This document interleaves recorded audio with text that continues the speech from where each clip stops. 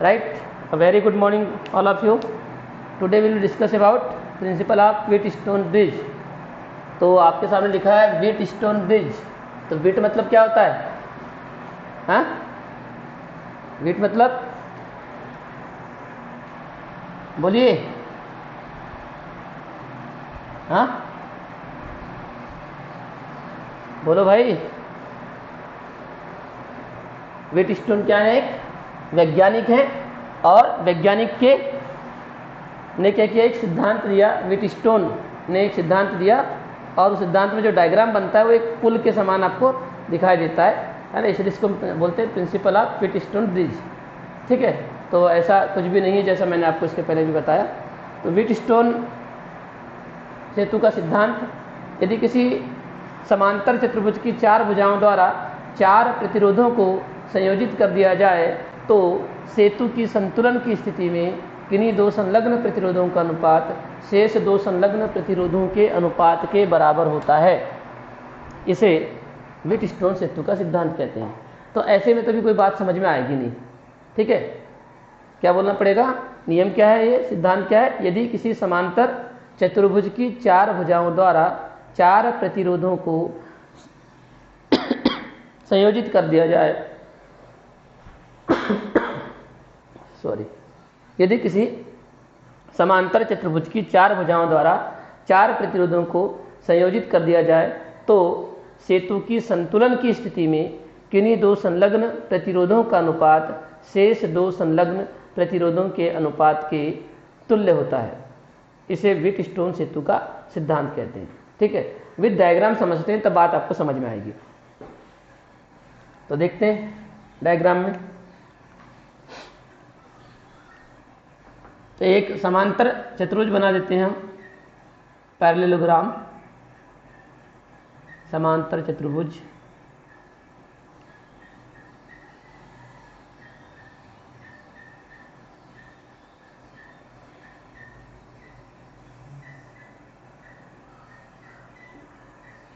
एक समांतर चतुर्भुज है, उतना अच्छा नहीं बना है।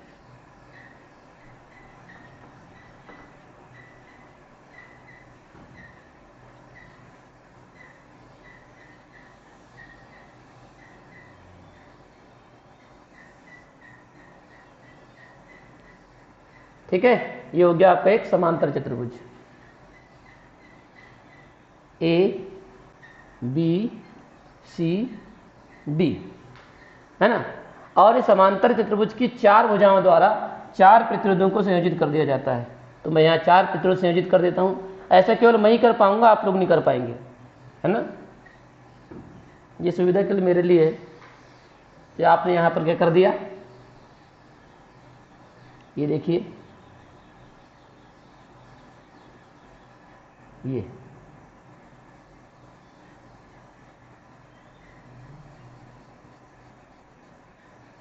इस तरह से क्या कर दिया आपने, चार प्रतिरोध P, Q, R और S ये संयोजित कर दिया। ठीक है, तो ऐसा बोला जाता है कि यदि किसी समांतर चतुर्भुज की चार भुजाओं द्वारा, तो ये हो गया समांतर चतुर्भुज आपका, इस समांतर चतुर्भुज की चार भुजाओं से या चार प्रतिरोध द्वारा, चार भुजाओं से बोलो या चार भुजाओं द्वारा चार प्रतिरोधों P, Q, R व S को संयोजित कर दिया जाता है तो सेतु की संतुलन की स्थिति में किन्हीं दो संलग्न प्रतिरोधों का अनुपात शेष दो संलग्न प्रतिरोधों के अनुपात के बराबर होता है। मतलब ये जो प्रतिरोध हमने P, Q, R, S संयोजित किया है, इनमें से P और Q का जो अनुपात होगा इज इक्वल टू होगा R और S के बराबर, R और S के अनुपात के बराबर हो जाएगा। यानी P upon Q is equal to R upon S। ये लेकिन कब? सेतु की संतुलन की स्थिति में। अब इस सेतु की संतुलन की स्थिति क्या होती है अभी मैं बताता हूँ। ठीक है, अभी नियम फिर से बताऊंगा, अब सिद्धांत। तो ये आपके पास में समांतर चतुर्भुज है और इस समांतर चतुर्भुज के ये जो विकर्ण है AC, इस विकर्ण AC के बाद क्या कर देते हैं हम, एक सेल जोड़ देते हैं, एक सेल C और कुंजी K जोड़ देते हैं। कुंजी मतलब बटन, है ना। कुंजी मतलब क्या है? बटन है एक प्रकार की। ठीक है, जैसे अपन स्विच होते हैं ना ऑन ऑफ करने का, वैसे ये एक प्रकार की क्या होती है, कुंजी होती है। यहाँ पर बीच में एक छेद सा रहता है, दोनों तरफ का भाग जुड़ा हुआ रहता है कुंजी की सहायता से, है ना। यहाँ पर दोनों तरफ का भाग ऐसा जुड़ा रहेगा और बीच में एक कुंजी लगी रहेगी। तो एक छोटी सी चाबी टाइप की रहती है, उसको यहाँ लगा देते हैं तो ये दोनों भाग क्या हो जाते हैं, आपस में जुड़ जाते हैं और परिपथ क्या हो जाता है, पूर्ण हो जाता है। याद रखिए, जब तक परिपथ बंद नहीं रहेगा तब तक धारा नहीं बहती है। याद रखना, धारा तभी बहती है जब परिपथ क्या रहता है, बंद रहता है। ओपन सर्किट में धारा नहीं बहती है। बटन देखो, बटनों का काम क्या है, परिपथ को भंग करना और परिपथ को जोड़ना, मतलब परिपथ को खोल देना। बटन क्या करती है, इस तरह से होती है, इस तरह से रखी रहती है। जब बटन हम क्या करते हैं, दबाते हैं तो ये इस भाग से आके चिपक जाता है। तो ये वाला जो तार है वो यहाँ से आके चिपक गया, तो परिपथ क्या हो गया, पूर्ण हो गया। और परिपथ पूर्ण होता है तो धारा बहती है। जैसे ही ये भाग उठा है, ऑफ है बटन, इसका मतलब ये वाला भाग जो है वो यहाँ से जो पहले टच था वो क्या हो गया है, इस तरह से उठ गया है। तो इन दोनों का कनेक्शन क्या हो चुका है, खत्म हो चुका है ना। तो दोनों का कनेक्शन क्या हो चुका है, खत्म हो चुका है, तो परिपथ क्या हो गया, भंग हो गया, तब धारा नहीं बहेगी। बंद परिपथ में ही धारा बहती है, खुले परिपथ में धारा प्रवाहित नहीं होती। खुले परिपथ का मतलब बटन ऑफ है, अगर ये कुंजी यहाँ से निकली भी है तो धारा नहीं बहेगी, लेकिन ये कुंजी अगर यहाँ पर लगी भी है तो धारा बहेगी। ऐसा कॉन्सेप्ट होता है इसका, ठीक है। तो याद रखिए, खुले परिपथ में धारा नहीं बहती, बंद परिपथ में क्या होती, धारा प्रवाहित होती है, ठीक।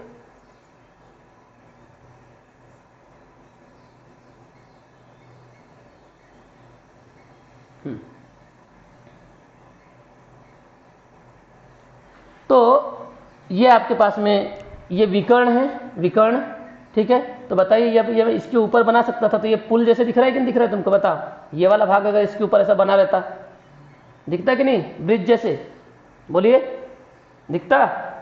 हाँ, इसलिए इसको क्या बोलते हैं, ब्रिज बोल दिया गया। क्यों, क्योंकि जैसे मान चलिए पॉइंट ए पॉइंट बी है, इस पर आप पुल बनाते थे, ये वाले भाग को इसके ऊपर बना के देखिए ऐसा, है ना, तो क्या बन जाएगा, एक पुल का क्या हो जाएगा, निर्माण हो जाएगा। एक और पुल यहाँ से बनता है, मान के चलो इस तरह से।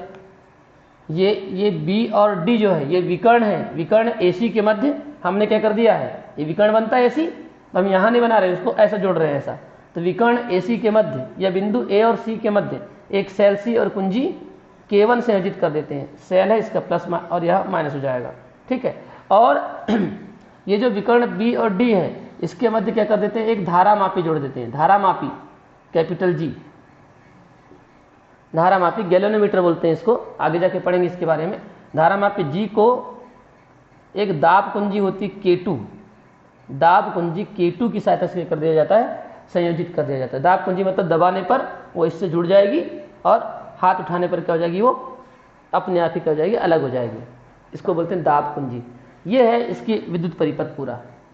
तो अब देखो यहाँ पर फिर से मैं सिद्धांत बोल रहा हूँ, यदि किसी समांतर चतुर्भुज की, ध्यान से सुनना, यदि किसी समांतर चतुर्भुज की चार भुजाओं द्वारा चार प्रतिरोधों को संयोजित कर दिया जाए तो सेतु की संतुलन की स्थिति में किन्हीं दो, कोई भी दो, किन्हीं दो संलग्न प्रतिरोधों का अनुपात शेष दो संलग्न प्रतिरोधों के अनुपात के तुल्य होता है।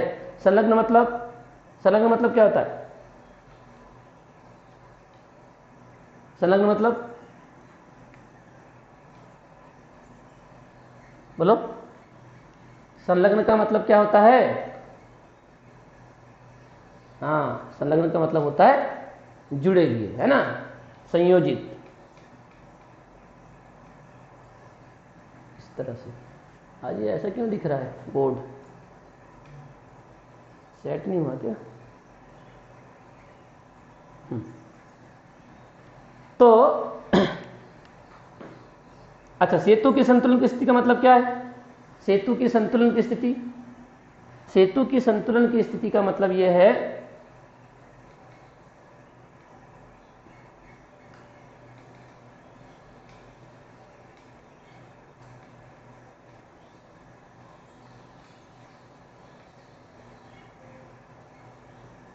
सेतु की संतुलन की स्थिति का मतलब यह है कि ये जो धारा मापी है इसमें कोई धारा प्रवाहित नहीं होती है। ये जो धारा मापी है इसमें कोई धारा प्रवाहित नहीं होती है, ठीक है। जब इस धारा मापी में से कोई धारा प्रवाहित नहीं होती तो इसको बोलते हैं सेतु की संतुलन की स्थिति, ठीक है। और ये इसलिए होता है क्योंकि ये जो बिंदु बी है, ये पी क्यू आर एस के मानों को हम इस प्रकार से लेते हैं कि बिंदु बी और बिंदु डी पर क्या हो जाता है, विभव समान हो जाता है। जब बिंदु बी और बिंदु डी पर विभव क्या हो जाता है, समान हो जाता है, तो न धारा बी से डी जाती है न डी से बी जाती है। समझ गए? बात समझ में आ रही है? ये पी क्यू आर और एस के मानों को हम इस तरह से लेते हैं कि इस बिंदु बी और बिंदु डी पर क्या हो जाता है, विभव समान हो जाता है। और जब विभव समान होती है तो क्या धारा बहेगी क्या, बताइए भाई? समान विभव हो जाता है तो विभवांतर तो है ही नहीं ना उसमें। जब तक विभव का अंतर नहीं रहेगा तब तक धारा बहेगी क्या, बोलो?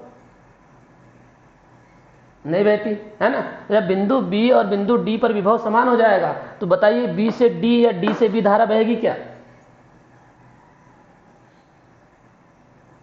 नहीं बहेगी। और धारा नहीं बहेगी तो इस धारा मापी में से कोई धारा नहीं बह रही है। ये जो धारा मापी में से जब धारा नहीं बहती, इस स्थिति को बोलते हैं सेतु की संतुलन की स्थिति। क्या कहते हैं इसको? सेतु की संतुलन की स्थिति कहते हैं। और संतुलन की स्थिति में P/Q = क्या हो जाता है, R/S हो जाता है। अब बात समझ में आ गई? तो पूरी की पूरी जो आपके सिद्धांत की वर्डिंग थी, वो सिद्धांत की वर्डिंग आपको फिर से मालूम हो जाना चाहिए। यदि किसी समांतर चतुर्भुज की 4 भुजाओं द्वारा 4 प्रतिरोधों को संयोजित कर दिया जाए तो सेतु की संतुलन की स्थिति में किन्हीं 2 संलग्न प्रतिरोधों का अनुपात शेष 2 संलग्न प्रतिरोधों के अनुपात के बराबर होता है। इसे व्हीटस्टोन सेतु का सिद्धांत कहते हैं। अब बच्चे कहाँ गलती करते हैं?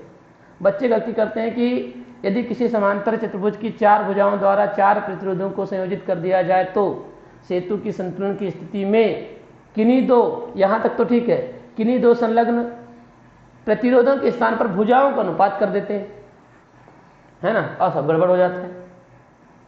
क्लियर? तो आपको क्या करना है, भुजाएं लिखना है कि प्रतिरोध लिखना है? किसका अनुपात है, भुजाओं का अनुपात या प्रतिरोध का अनुपात? प्रतिरोधों का अनुपात। याद रहेगा? गलती कहाँ कर रहे हैं बच्चे, मैं वो भी बता रहा हूं आपको। भुजाओं का अनुपात नहीं होता है, प्रतिरोधों का अनुपात होता है। P प्रतिरोध है, Q प्रतिरोध है ना। इसलिए भुजाओं का अनुपात शेष 2 संलग्न मतलब जुड़े हुए प्रतिरोधों के अंत, ये प्रतिरोध जुड़े हुए हैं आपस में, ये प्रतिरोध जुड़े हुए हैं, तो 2 संलग्न प्रतिरोधों का अनुपात शेष 2 संलग्न प्रतिरोधों के अनुपात के बराबर होता है। इसे व्हीटस्टोन सेतु का सिद्धांत कहते हैं। किसको समझ नहीं आया, बोलो? क्लियर है? आगे बढ़ूं? बन जाएगा? बढ़ूं आगे?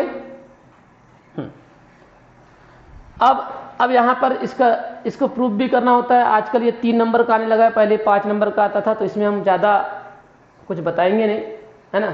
जितने नंबर का उतने हिसाब से लिखेंगे, लेकिन मैं पूरा बता देता हूँ। लेकिन आपको क्या लिखना और क्या छोड़ना ये भी बताऊंगा मैं आपको अभी, ठीक है। एक बार मैं फिर से नियम बोल देता हूँ, इसके बाद नहीं बताऊंगा।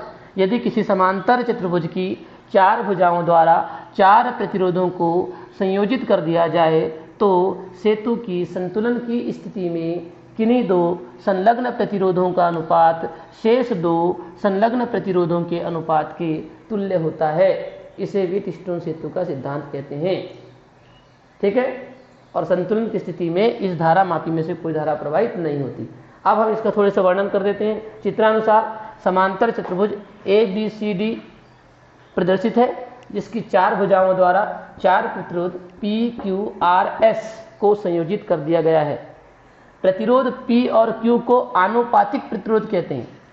P और Q को क्या कहते हैं? जो प्रतिरोध P और Q है उसको आनुपातिक, उनको आनुपातिक प्रतिरोध के नाम से जाना जाता है। और R को ज्ञात प्रतिरोध और S को अज्ञात प्रतिरोध कहते हैं, ठीक है। R को ज्ञात और S को अज्ञात प्रतिरोध कहते हैं, ठीक। फिर विकर्ण AC के मध्य एक सेल C और कुंजी K संयोजित कर दी जाती, K1 संयोजित कर दी जाती है। और विकर्ण BD को धारामापी G व दाब कुंजी K2 की सहायता से संयोजित कर दिया जाता है। ये क्या हो जाएगी, इसकी संरचना हो जाएगी। बस हमको इतना ही लिखना है, इससे ज़्यादा नहीं लिखना है। क्लियर हो गई बात? ओके, इसमें हमको इतना ही लिखना है। क्या लिखना है?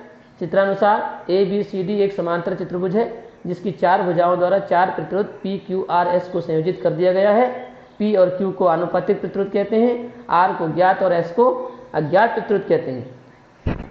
ए और सी के मध्य या विकर्ण AC के मध्य एक सेल C और कुंजी K1 संयोजित कर दी जाती है और विकर्ण BD के मध्य एक धारामापी G और धारा कुंजी K2 संयोजित कर दी जाती है। बस ठीक है, इतना अपने को लिखना है।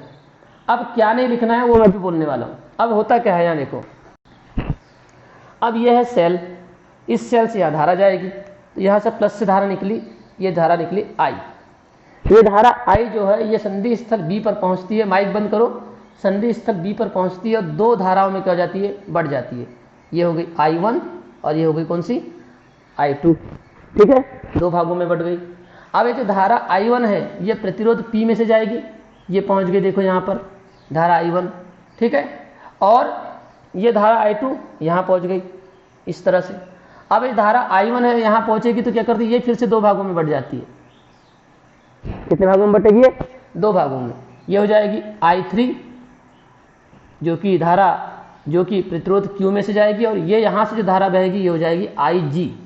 कौन सी धारा हो जाएगी, IG। अब ये यही वाली धारा I1 यहाँ गई है तो मैं यहाँ पर भी I1 लिख देता हूँ ताकि आपको कन्फ्यूजन ना हो। ठीक है, ये हो गया। और अब देखो ये धारा IG यहाँ आएगी और ये धारा IG और ये I2 यहाँ तक पहुँची और ये जो ऊपर से IG आ रही है यहाँ तक पहुँचेगी, और ये I2 और IG दोनों मिलकर I4 धारा का क्या कर देगी, निर्माण कर देगी। और ये I4 धारा है और ये जो I3 धारा है ये बिंदु C पर क्या होगी, मिलेगी, यहाँ मिलेगी, और फिर से मुख्य धारा I का क्या कर लेगी, निर्माण कर लेगी। इस तरह से I प्रवाहित हुई थी, पूरे परिपथ में से बहते हुए फिर से धारा क्या मिल गई, हमको I ही प्राप्त हो गई। ठीक है, ये अपने को लिखना नहीं है, सिर्फ आपको डायग्राम में हमने बता दिया है ना। डायग्राम में बहुत स्पष्ट तरीके से यहाँ पर दिखाई दे रहा है कि जब मुख्य धारा, और ध्यान से सुनो, जब मुख्य धारा संधि स्थल A पर पहुँचती है तो दो भागों I1 और I2 में क्या हो जाती है, वियोजित हो जाती है। I1 और I2 में वियोजित हो जाती है। धारा I1 प्रतिरोध P में से प्रवाहित होती है। माइक किसी न किसी का ऑन है, माइक पहले बंद कर दो। धारा I1 प्रतिरोध P में से प्रवाहित होती है, ठीक है, तथा धारा I2 प्रतिरोध R में से प्रवाहित होती है। तो दिख ही रहा है, धारा I1 प्रतिरोध P में से और धारा I2 प्रतिरोध R में से प्रवाहित होती है। ठीक है, किसका माइक ऑन है यार, ऐसा क्यों आवाज आ रही कि माइक ऑन है।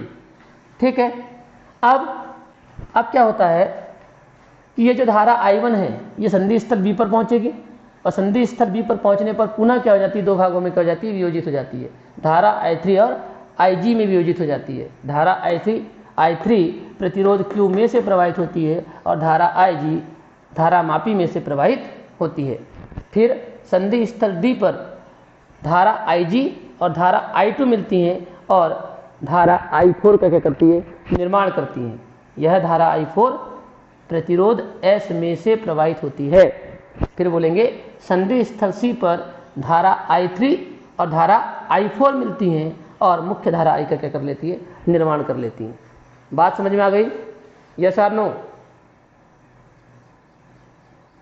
ठीक है ना, लिखने की जरूरत नहीं है, मतलब इसको हमको लिखना नहीं है ना, इसको हमको लिखना नहीं है। हमने सिर्फ समझ लिया कि क्या हुआ, ये धारा आई है, ये यहाँ पहुंची, दो भागों में बटी, ये यहाँ से गई, ये यहाँ से गई। जब ये I1 यहाँ पहुंची, ये दो भागों में बटी, ये धारा I3 यहाँ से प्रवाहित होगी, ये IG यहाँ से प्रवाहित होगी। ठीक है, फिर ये IG यहाँ आएगी, ये I2 यहाँ आएगी और यहाँ पर पहुँचने के बाद इधर जाएगी तो ये धारा I4 का क्या कर लेगी, निर्माण कर लेगी, दोनों मिलकर। फिर ये धारा I4 यहाँ पहुँचेगी, धारा I3 यहाँ पहुँचेगी, है ना, और फिर यहाँ जब पहुँचेगी तो दोनों जुड़कर क्या करेगी, धारा I का क्या कर लेगी, निर्माण कर लेगी। क्लियर दैट, यस और नो? बढ़ूं? बस इससे ज़्यादा अपने को कुछ बताना नहीं है। अपने को जो बताना था हमने संरचना में बता दिया, है ना। अब इसको हम प्रूफ करते हैं, है ना। तो प्रूफ भी कोई बड़ा कठिन नहीं है, अभी आप देखेंगे तो खुद ही समझ जाएंगे कि भी कितना कठिन है और कितना सरल है। Very easy.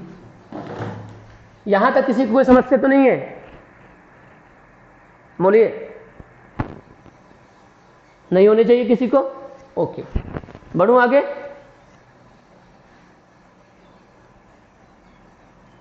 तो लिखते हैं संधि स्थल ए पर, संधि स्थल बी पर, सॉरी बी पर किरचॉफ के प्रथम नियम से, संधि स्थल ए पर, संधि स्थल बी पर किरचॉफ के प्रथम नियम से। अब बताइए प्रथम नियम क्या होता है किरचॉफ का? किरचॉफ का प्रथम नियम क्या होता है? बोलो। संधि का नियम तो है, लेकिन हाँ वो तो है, लिखेंगे कैसे? आने वाली धाराएं बराबर क्या होता है? जाने वाली धारा है ना, summation I is equal to 0, बिल्कुल सही बोल रहे हो। और लास्ट में हमने क्या डब्बा लाए थे, एक है ना, डिब्बे में क्या लाए थे? आने वाली धाराएं बराबर जाने वाली धाराएं। तो संधि स्थल बी पर कौन आ रही है बताओ? कौन आ रही है? I1 आ रही है, ये देखो ये I1 पहुंची। और जा कौन रही है?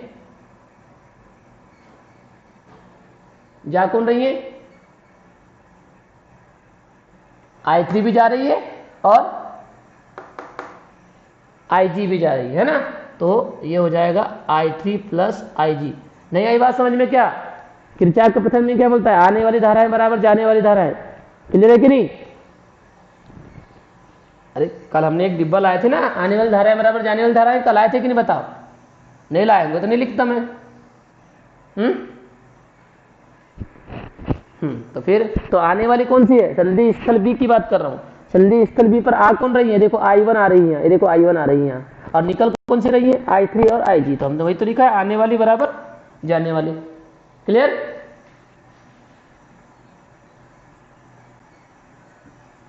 संतुलन की स्थिति में, संतुलन की स्थिति में क्या होगा बताओ? संतुलन की स्थिति में IG इज इक्वल टू कितना होता है? हमने बताया था संतुलन की स्थिति में इस धारा मापी में से कोई धारा प्रवाहित नहीं होती। इसका मतलब इस IG का मान कितना हो जाएगा? 0 हो जाएगा, है ना। तो संतुलन की स्थिति में IG इज इक्वल टू 0, इसलिए यहीं पर मान रखते हैं IG का मान 0। तो यहां आ जाएगा I1 is equal to I3, equation number first. अब संधि स्थल डी पर पहुंचो। अब संधि स्थल डी पर किरचॉफ के द्वितीय नियम से, संधि स्थल डी पर किरचॉफ के द्वितीय नियम से। अब बताओ डी पर कौन आ रहा है और कौन जा रहा है? कौन आ रहा है? ये देखो I2 और ऊपर से कौन आ रहा है? IG आ रही कि नहीं? ये I2 आ रही है और ये IG आ रही है। तो दो धाराएं आ रही हैं और एक धारा क्या हो रही है?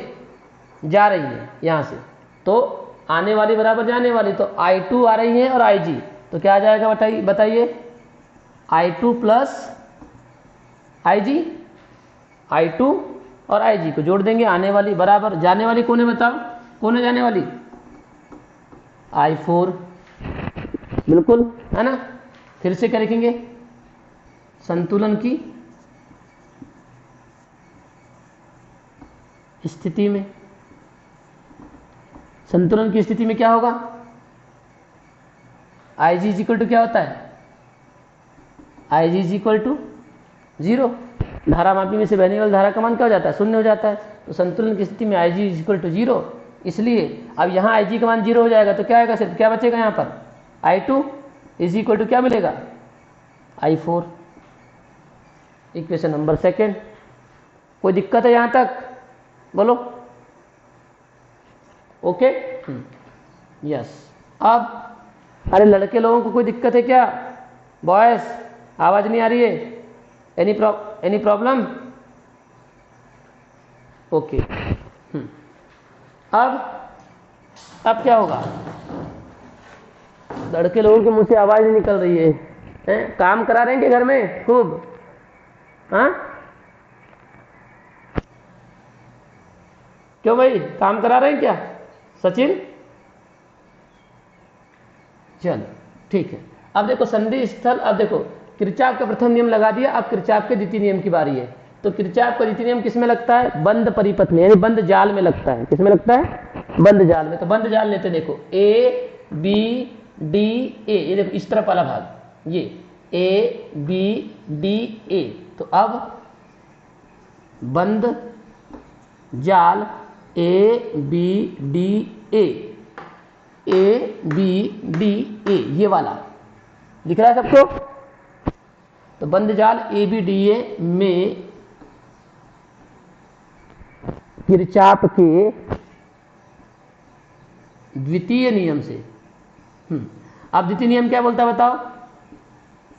द्वितीय नियम क्या बोलता है? याद हो गया सबको द्वितीय नियम? बोलना जरा, दिशा।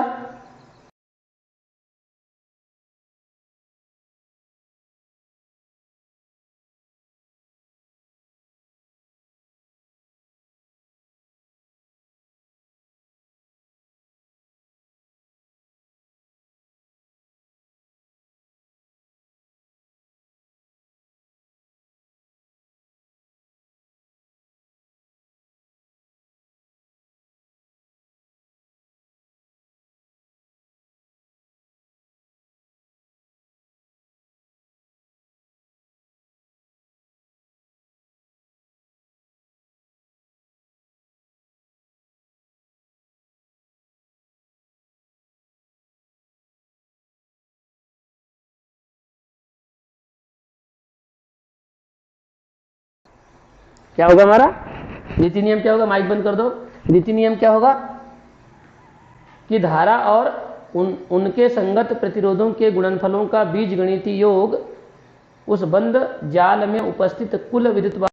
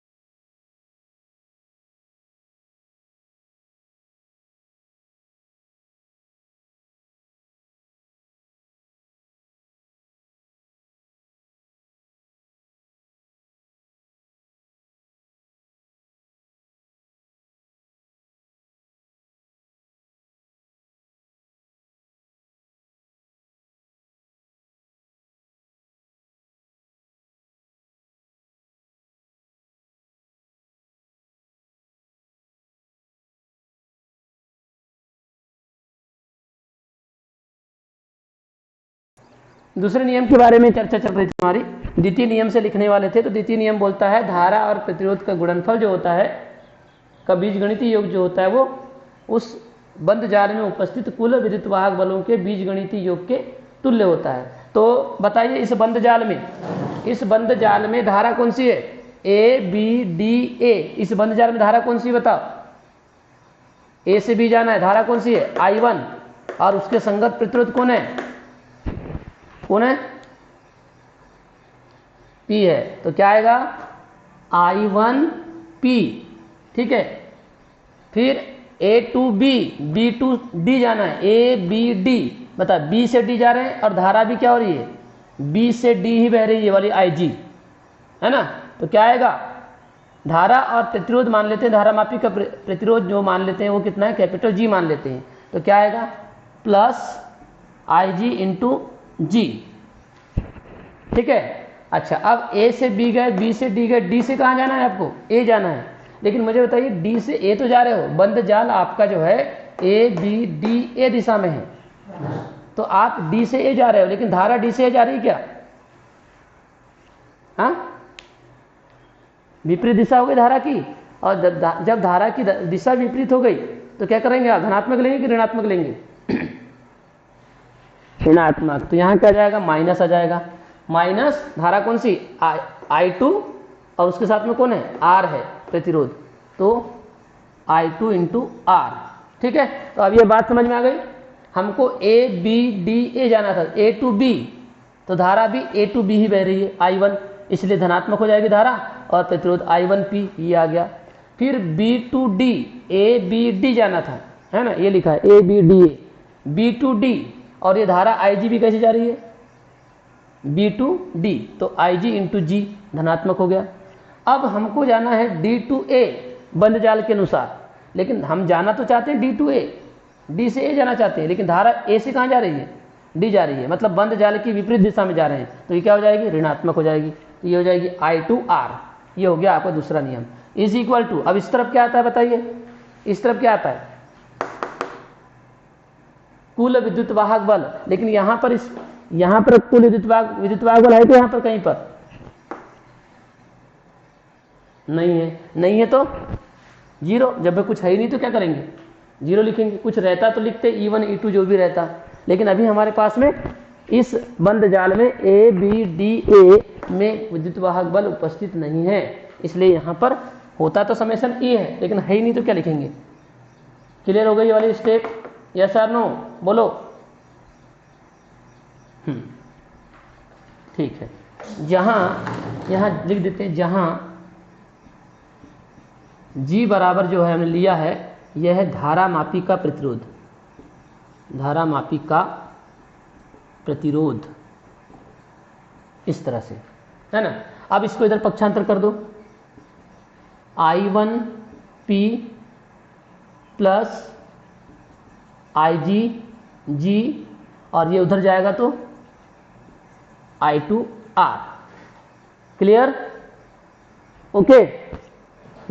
अब बताइए IG का मान कितना हो जाएगा? IG का मान क्या होता है?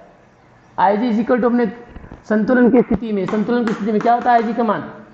तो वही चीज हमने लिखते, 2 बार हमने लिख चुके हैं, IG का मान 0 होता है कहके। तो हम इस IG का मान जब 0 रखेंगे तो क्या होगा? ये पूरे के पूरे पद का मान क्या हो जाएगा? 0 हो जाएगा। तो यहाँ क्या बचेगा बताइए?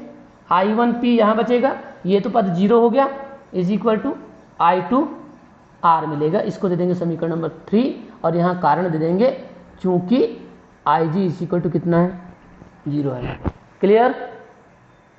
यस और नो? बोर्ड दिख रहा है क्या? बोर्ड दिख रहा है?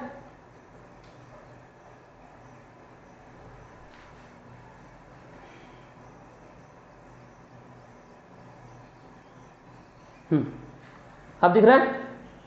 अभी भी नहीं दिख रहा है। अब IG इज इक्वल टू कितना हो गया?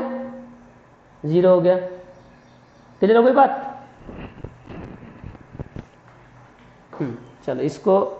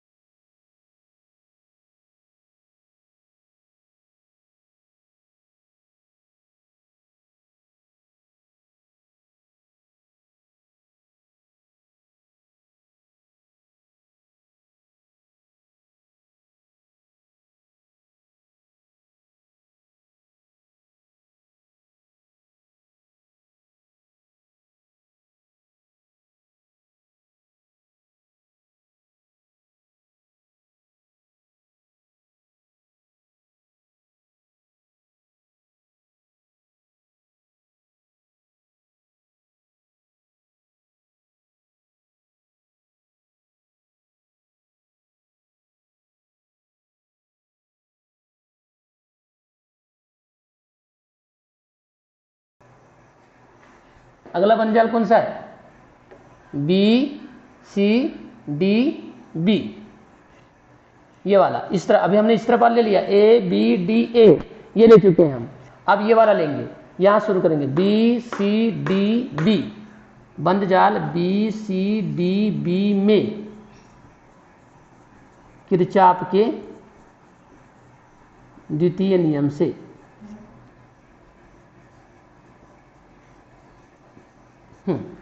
बताइए, द्वितीय नियम से। अब बताइए बी से सी, तो धारा भी क्या हो रही है? बी से सी ही जा रही है, तो धनात्मक लेंगे, I3 इंटू क्यू हो जाएगा, I3 इंटू क्यू। हाँ, बी सी डी, अब सी से कहाँ जाना है? डी, तो बताइए हमको जाना है सी से डी, और धारा I4 कैसी बह रही है? डी से सी, तो धनात्मक लेंगे कि ऋणात्मक लेंगे? ऋणात्मक लेंगे, बिल्कुल ऋणात्मक लेंगे, क्योंकि ये देखो बी सी डी ए, ये है हमारा जाल, बी से सी जाना है, तो ये धारा बी से सी ही जा रही थी, इसलिए इसको धनात्मक लिया, I3 इंटू क्यू। लेकिन सी से डी जाना है हमको अब, लेकिन धारा जा रही है डी से सी, तो ये धारा की दिशा कैसी हो गई? विपरीत हो गई, बंद जाल की विपरीत दिशा हो गई। जाना हमको सी से डी है, धारा डी से सी बह रही, तो माइनस हो जाएगा, माइनस I4 और ये प्रतिरोध कौन सा? S, I4S। हाँ, अब सी से डी, अब डी से कहाँ जाना है? बी, डी से B, B C D B, तो डी से बी जाना है। अब बताइए, तो धारा IG डी से बी जा रही है कि बी से डी जा रही है ना? बी से डी जा रही है, और हमको जाना कैसा है? डी से बी जाना है। बंद जाल के अनुसार हमको डी से बी जाना है, डी से बी, और धारा आ रही है बी से डी, तो उल्टा होगा ना ये, इसको क्या लेंगे? माइनस IG इंटू जी, ऋणात्मक ले लेंगे, और इज इक्वल टू यहाँ पर भी विद्युत वाहक बल नहीं है, ये वाले बंद जाल में कोई विद्युत वाहक बल नहीं है, इसलिए क्या आ जाएगा? यहाँ शून्य आ जाएगा। क्लियर हो गई बात? यस और नो? इस धारा I1 की दिशा बंद जाल की दिशा में है, लेकिन ये धारा I4 और IG की दिशा बंद जाल की दिशा में नहीं है, इसलिए इनको ऋणात्मक लिया गया, और इनको क्या कर लिया? इसको क्या कर लिया गया? धनात्मक लिया गया। क्लियर हो गई बात इतनी? यस और नो? और जब इतना हो गया तो ये IG का मान फिर से क्या हो जाएगा? 0 हो जाएगा, ये वाला पद पूरा क्या हो जाएगा? 0 हो जाएगा, और ये जो माइनस है वो उठकर कहाँ जाएगा? इस तरफ चला जाएगा। तो मैं दोनों पर एक साथ कर देता हूँ, I3Q is equal to I4S, इसको देते हैं समीकरण नंबर कौन सा? 4, और यहाँ कारण दे देंगे, चूंकि IG इज इक्वल टू कितना हो रहा है? 0 हो रहा है। क्लियर? यस और नो? अब देखो अब समीकरण नंबर 3 को देते हो, समीकरण नंबर 4 को, तो क्या कर देते हैं? समीकरण 3 भागित समीकरण 4 से, 3 भागित 4 से लेफ्ट का भाग और राइट से राइट का भाग, तो समीकरण नंबर 3 ये है, दिख रहा है सबको? I1P, तो I1P अपॉन ये इसका लेफ्ट बटे इसका left, I3Q is equal to, फिर इसका राइट बटे इसका राइट, तो इसका राइट क्या है? I2R upon I4S। कोई दिक्कत किसी को? बोलो, नहीं है? समीकरण नंबर 3 भागित 4 से, तो समीकरण 3 ये है, समीकरण 4 ये है, left upon left, right upon right. हाँ, अब देखो समीकरण नंबर 1 देखो जरा, समीकरण नंबर 1 में I1 बराबर कितना लिखा है? I3 है। समीकरण नंबर 1 देखो, I1 बराबर कितना लिखा है? I3, तो I1 के स्थान पे क्या लिखेंगे?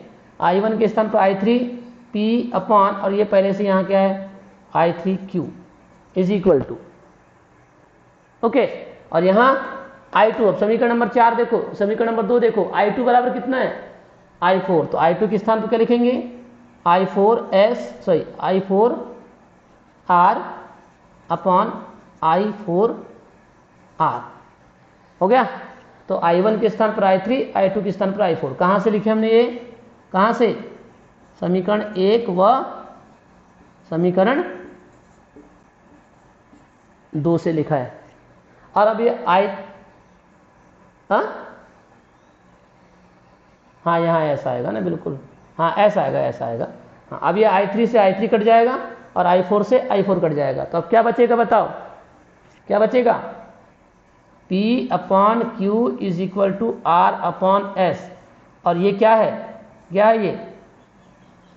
यही व्हीट स्टोन सेतु का क्या है? सिद्धांत है। समझ गए? यस और नो? बोलो। तो ये हो गया आपका कंप्लीट व्हीट स्टोन सेतु का सिद्धांत, है ना? तो करना क्या था बताओ।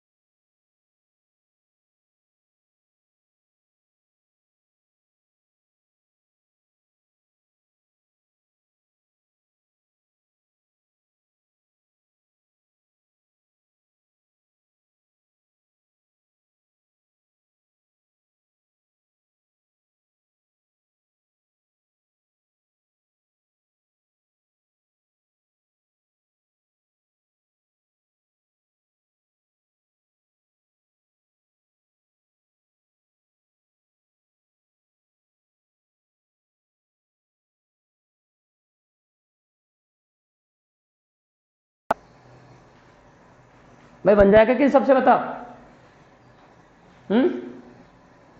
क्या किया आपने? मैं आप रफली आपको बता देता हूं क्या किया, है ना? बिंदु बिंदु संधि स्थल बी पर किरचॉफ का प्रथम नियम, आने वाली बराबर जाने वाली। बिंदु डी पर संधि स्थल डी पर किरचॉफ का प्रथम नियम, आने वाली बराबर जाने वाली। तो समीकरण नंबर 1 मिल जाएगा, समीकरण नंबर 2 मिल जाएगा। फिर बंद जाल लिया, इस तरफ का एक बंद जाल, इस तरफ का एक बंद जाल, दोनों बंद जालों में क्या कर दिया आपने? किरचॉफ का दूसरा नियम क्या कर दिया आपने? लगा दिया। ठीक है, लगाने के बाद में समीकरण नंबर 3 समीकरण नंबर 4 मिलेगा, है ना? और 3 भागित क्या करेंगे? 4 मिलेंगे, 4 मिलेगा, 4 करेंगे, 3 भागित 4 करेंगे। उसके बाद में हम देखेंगे कि I1 बराबर I3 है, तो I1 के स्थान पर I3 रखेंगे, और I2 बराबर I4 है, तो I2 के स्थान पर I4 रखेंगे। I3 से I3 कट गया, I4 से I4 कट गया, आपके पास में आ जाता है P/Q is equal to R/S। और यह है आपका व्हीट स्टोन सेतु का सिद्धांत। Is it clear? ओके।